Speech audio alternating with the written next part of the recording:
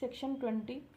Of भारतीय साक्ष्य अधिनियम 2023, ये जो ब्लैक बोर्ड लेटर में लिखा गया है, इसको किसी सेक्शन का मार्जिनल नोट कहते हैं, जो ये बताती है कि किसी सेक्शन के अंदर किस बारे में बात की गई है। तो ये क्या कहता है, when oral admission as to content of documents are relevant. Document के अंदर जो भी लिखा गया है उसको बेस्ट तरीका है किसी डॉक्यूमेंट को प्रूव करने का कि ओरिजिनल डॉक्यूमेंट के ज़रिए ही प्रूव किया जाए, ठीक है।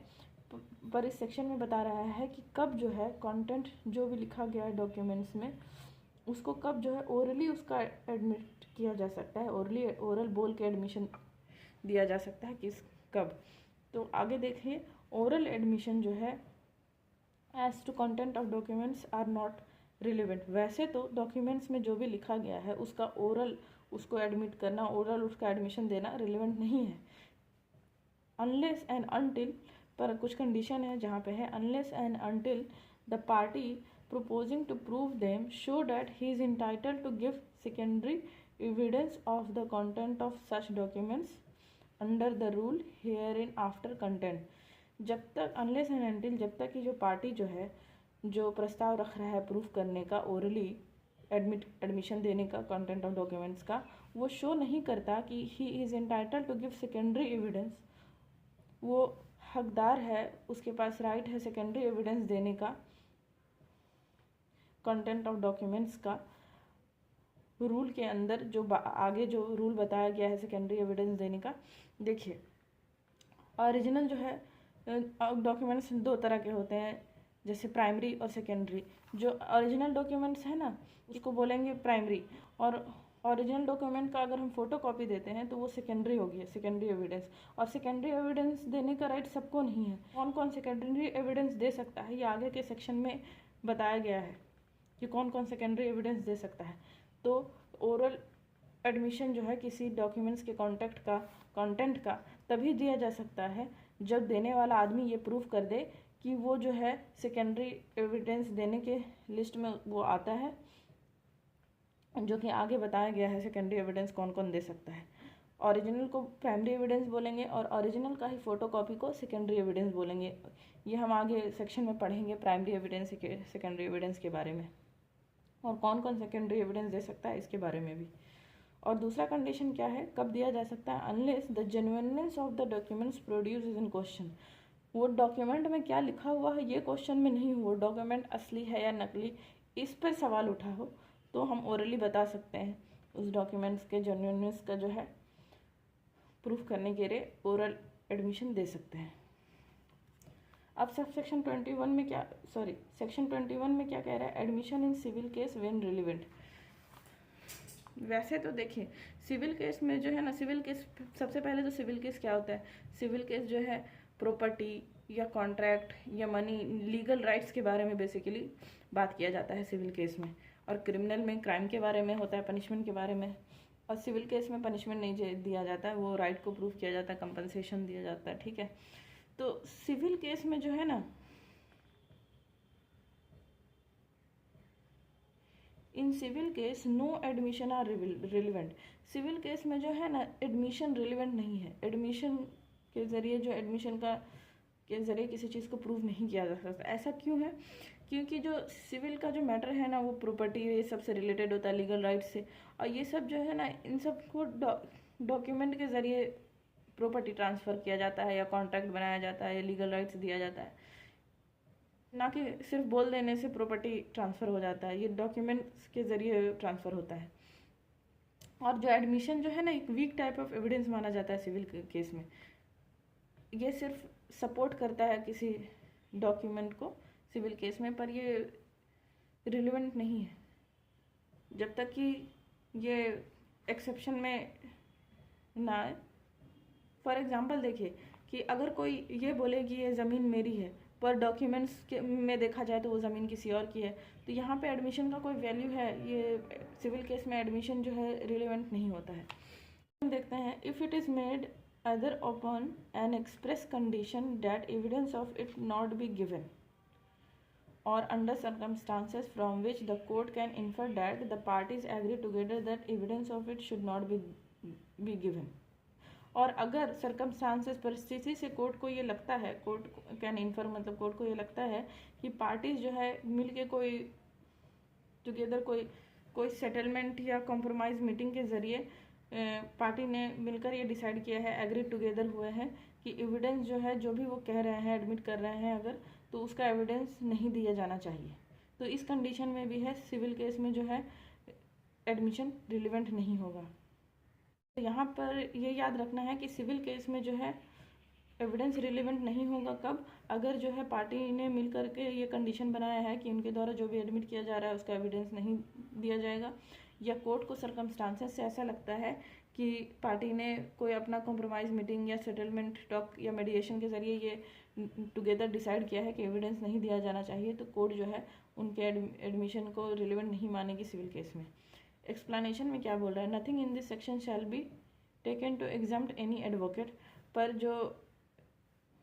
इस सेक्शन में जो कुछ भी बोला गया है वो जो है एडवोकेट को छूट नहीं देती है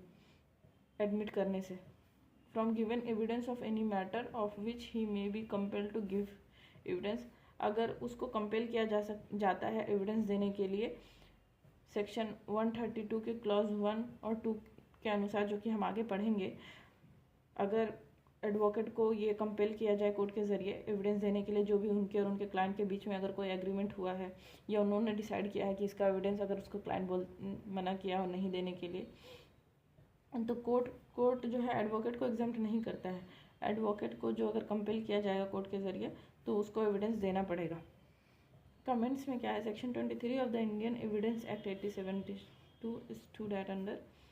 देखिए admission in a civil case जो है व्हेन रिलेवेंट, एडमिशन जो है सिविल केस में वैसे तो एडमिशन रिलेवेंट नहीं होता है, पर कब रिलेवेंट होगा, in civil case no admission is relevant, कोई एडमिशन रिलेवेंट नहीं है, नो एडमिशन इज रिलेवेंट अगर जो है made either upon an express condition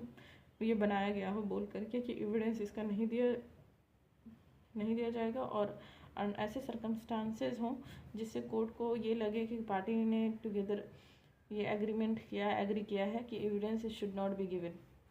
explanation में क्या कह रहा है, ये जो है nothing in this section shall taken to exempt any barrister, कुछ भी जो कुछ भी एग्जाम्पशन दिया गया है एडमिशन में इस सेक्शन में, वो बैरिस्टर जो है, प्लीडर जो है, अटॉर्नी या वकील को एग्जाम्प्ट नहीं करेगी, उसको छूट नहीं देगी एडमिशन ना देने से,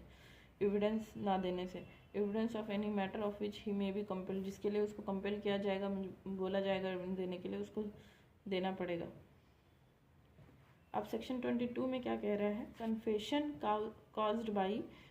इंड्यूसमेंट, कॉज्ड बाई का मतलब होता है के कारण, जो कन्फेशन जो होता है, किसी कन्फेशन का मतलब मैंने पहले भी बताया था कि एडमिशन मतलब किसी भी फैक्ट को एक्सेप्ट करना, और कन्फेशन का मतलब होता है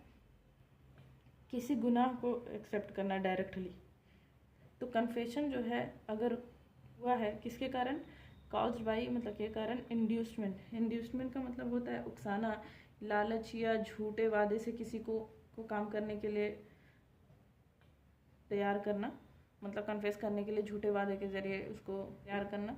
तो अगर कन्फेशन किसी ने दिया है इंड्यूसमेंट के कारण, थ्रेट मतलब धमकी के कारण, या कोerशन मतलब ज़बरदस्ती किसी से कन्फेस कराया गया है, या किसी प्रॉमिस पे किसी ने कन्फेस किया है, अपने गुनाह को कबूल किया है, प्रॉमिस पे मतलब कि किसी वादे पे कि तुमको छोड़ दिया जाएगा या सजा दी हो जाएगी, इस प्रॉमिस पे किसी ने कन्फेस किया हो, तो वो सारा कन्फेशन जो है इररिलेवेंट होगा, एक्सेप्टेबल नहीं होगा क्रिमिनल प्रोसीडिंग में। आगे हम देखते हैं, a confession made by an accused person is irrelevant in a criminal proceeding, criminal कार्रवाई जो चलेगी क्रिमिनल केस में, उसमें जो है अक्यूज के द्वारा जो कन्फेस किया गया है वो इररिलेवेंट होगा, मतलब रिलेवेंट नहीं होगा, एक्सेप्टेबल नहीं होगा as evidence, if the making of the confession appears to the court to have been caused by any inducement, threat, coercion और प्रॉमिस। अगर ये अपेयर टू द कोर्ट, अगर कोर्ट को ये लगता है कि ये दिया गया है, have been caused by inducement के कारण दिया गया है, या थ्रेट धमकी के कारण, या ज़बरदस्ती दिलवाया गया है, या प्रॉमिस किसी प्रॉमिस पे हैविंग रेफरेंस टू चार्ज से रिलेटेड किसी प्रॉमिस, थ्रेट या कोerशन के कारण जो है दिया गया है कन्फेशन, अगर कोर्ट को ये अपेयर होता है तो लगता है तो the accused person against the accuse person के अगेंस्ट जो चार्ज है उससे रिलेटेड प्रॉमिस, कोएर्शन और थ्रेट के कारण दिया गया है। Proceeding from a person in authority, और ये सब जो इंड्यूसमेंट, थ्रेट, कोएर्शन, प्रॉमिस जो है, प्रोसीड मतलब आगे बढ़ना, मतलब प्रोसीड फ्रॉम मतलब आया है कहाँ से, पर्सन इन अथॉरिटी, जो पर्सन पावर में है जैसे पुलिस या मजिस्ट्रेट, एंड सफिशिएंट, और ये जो इंड्यूसमेंट, थ्रेट और प्रॉमिस, कोएर्शन जो है वो सफिशिएंट है, उचित है, in the opinion of the court, court के ओपिनियन में, to give the accuse person ground, accuse person को ये अपॉर्चुनिटी देने के लिए जो है ना सफिशिएंट है कि वो जो इंड्यूसमेंट, थ्रेट, कोएर्शन, प्रॉमिस जो है किसी पर्सन इन अथॉरिटी के द्वारा दिया गया है, which would appear to him, यहाँ पे अपेयर टू हिम मतलब अक्यूज की बात कर रहा है, जो इंड्यूसमेंट, थ्रेट, प्रॉमिस जो भी दिया गया है, विच वो अपेयर लगता है, उससे लगता है अक्यूज पर्सन को कि रीजनेबल है, उचित है, ये रीजनेबल पर सपोजिंग डैट, ये मानने के लिए कि बाय मेकिंग इट, वो जो है इंड्यूसमेंट, वो कन्फेशन दे करके, by making it he would gain any advantage, he would gain, उसको मिल जाएगा एडवांटेज, फ़ायदा मिल जाएगा कन्फेशन देने से, और अवॉइड एनी इविल ऑफ, और वो बच सकता है इविल ऑफ टेम्पोरल नेचर, और कुछ टाइम की सज़ा से वो, टेम्पोरल नेचर मतलब कि दुनिया में, स्पिरिचुअल नहीं, मतलब कि कुछ वक्त का जो भी नुकसान है इविल से वो अवॉइड कर सकता है, बच सकता है। In difference to proceeding against him, जो उसके खिलाफ जो प्रोसीडिंग है उससे रिलेटेड जो भी नुकसान है उससे वो बच सकता है, उसको ये लगना चाहिए कि कन्फेस करने से वो बच जाएगा, ये भी कोर्ट देखेगी। प्रोवाइडेड दैट, बशर्ते, if the confession is made after the impression caused by any such inducement, threat, coercion or promise, in the opinion of court, being fully removed is relevant। यहाँ पे क्या कह रहा है कि अगर जो है कन्फेशन जो भी दिया गया है आफ्टर द इम्प्रेशन, उस भाव के बाद दिया गया है, caused by any, जो भाव उत्पन्न हुआ था इंड्यूसमेंट, धमकी से, जो बहकावे से, धमकी से या ज़बरदस्ती करने से या कोई वादा करने से जो भाव उत्पन्न हुआ था, जो डर भय उत्पन्न हुआ था, उसके ख़त्म होने के बाद अगर कन्फेशन दिया गया है, been fully removed, coercion and promise has been fully removed होने के बाद दिया गया है, in the opinion of court, court को ये लगता है कि उस भाव के ख़त्म होने के बाद दिया गया है, तो वो कन्फेशन रिलेवेंट होगा, एक्सेप्टेबल होगा किसी केस में एज एविडेंस। और आगे और क्या कहता है, प्रोवाइडेड फर्दर दैट, और आगे further that if such confession is otherwise relevant, अगर जो कन्फेशन जो है इन सब के अलावा रिलेवेंट होगा तो it does not become irrelevant, तो वो कन्फेशन इररिलेवेंट नहीं होगा। अगर किसी ने कन्फेस किया है जिसमें कि कोएर्शन, थ्रेट, प्रॉमिस ये सब नहीं है, तो वो अगर इन सब के अलावा वो नहीं है और वो रिलेवेंट है, तो वो इररिलेवेंट सिर्फ इस वजह से नहीं हो जाएगा, it does not become irrelevant merely because, सिर्फ इस वजह से इररिलेवेंट नहीं हो जाएगा कि it was made under promise of secrecy, वो जो है इस वादे पे दिया गया है कि इस बारे में किसी को नहीं बताया जाएगा, इसको सीक्रेट रखा जाएगा, उसके क्राइम को, इस प्रॉमिस पे अगर दिया गया है, और in consequence of deception practice on the accused person for the purpose of obtaining it, और अगर उसको डिसेप्शन मतलब धोखाधड़ी से उसको थोड़ा बेवकूफ़ बना के उससे जो है कन्फेशन लिया गया है, और व्हेन ही वाज ड्रंक, जब वो ड्रंक था तब उससे कन्फेशन लिया गया है, और because it was made in the answer of question, या कन्फेशन जो है उस क्वेश्चन के जवाब में दिया गया है जिसका जवाब विच ही नीड नॉट हैव आंसर, जिसका जवाब उसको देना ज़रूरी नहीं था, उस क्वेश्चन के जवाब में अगर किसी ने कन्फेस किया है, whatever may be have been the form of those question, उस क्वेश्चन का फॉर्म कुछ भी हो, और because he was not warned, और सिर्फ इसलिए इररिलेवेंट नहीं होगा क्योंकि उसको वार्न नहीं किया गया, उसको चेतावनी नहीं दी गई कि he was not bound to make such confession, वो बाउंड नहीं है, उस पर कोई ज़बरदस्ती नहीं है कन्फेस करने के लिए, ये वार्निंग के बिना ही कन्फेस किया गया है, देखिए किसी से अगर कन्फेशन लेते हैं ना तो उसको ये बात बताना पड़ता है कि आप पे कोई ज़बरदस्ती नहीं है कन्फेस करने के लिए। अगर ये वार्निंग जो है ये देना बहुत ज़रूरी है। अगर ये वार्निंग के बगैर कन्फेशन लिया गया है तो फिर भी कन्फेशन एक्सेप्टेबल नहीं होगा। तो इसलिए यहाँ पे ये कहा जा रहा है कि सिर्फ इस वजह से कि किसी को वार्न नहीं किया गया है और उसमें कन्फेशन में जो है पहले जो बताया गया है कि इंड्यूसमेंट, थ्रेट, प्रॉमिस, कोएर्शन ही है, तो सिर्फ इस वजह से उसको इररिलेवेंट नहीं बोला जाए। And that evidence of it might be given against, और उसको ये नहीं बताया गया है कि जो आप कन्फेस करोगे वो आपके अगेंस्ट यूज़ किया जाएगा। उसको ये नहीं बताया, ये सब बताना पड़ता है कन्फेशन के टाइम पे कि आप बाउंड नहीं हो और अगर आप कन्फेस करोगे तो ये आपके खिलाफ यूज़ किया जाएगा। तो सिर्फ अगर ये नहीं बोला गया है या उसको वार्न नहीं किया गया है तो सिर्फ इस वजह से कन्फेशन जो है इररिलेवेंट नहीं होगा। अगर कन्फेशन में इंड्यूसमेंट, थ्रेट, प्रॉमिस ये सब नहीं है तो बेसिकली सेक्शन 22 में क्या कह रहा है कि कन्फेशन जो है अगर इंड्यूसमेंट, थ्रेट, कोएर्शन, प्रॉमिस है अगर किसी इंड्यूसमेंट में, किसी कन्फेशन में, तो वो इररिलेवेंट होगा। मगर अगर कन्फेशन में इंड्यूसमेंट, थ्रेट, कोएर्शन, प्रॉमिस नहीं है और वो जो है कन्फेशन दिया गया है प्रॉमिस ऑफ सिक्रेसी पे या इनको डिसेप्शन के ज़रिए,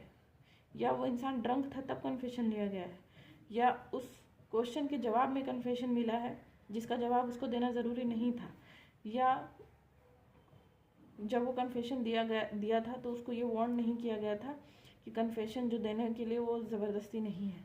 या उसको ये बात नहीं बताई गई थी कि ये कन्फेशन उसको अगेंस्ट यूज़ किया जाएगा। सिर्फ इन वजहों से कन्फेशन को इररिलेवेंट नहीं बोला जाएगा अगर कन्फेशन में इंड्यूसमेंट, थ्रेट, प्रॉमिस,